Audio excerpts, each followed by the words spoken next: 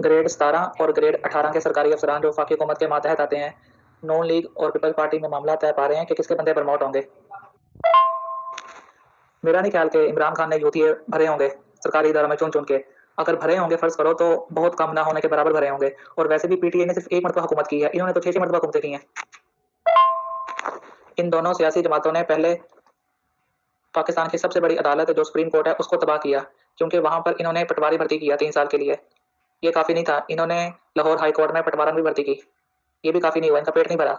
अब ये लोग लाहौर हाई कोर्ट से एक पटवारी जज जो सीनियरशिप के हवाले से 15वें नंबर पे आता है, उसको उठा के ये इस्लामाबाद लेके आ रहे हैं और ये इसको इस्लामाबाद हाई कोर्ट का चीफ जस्टिस बनाना चाह रहे हैं। यानी कि हर चीज़ तबाह कर रहे हैं, हर चीज़ तबाह कर रहे हैं।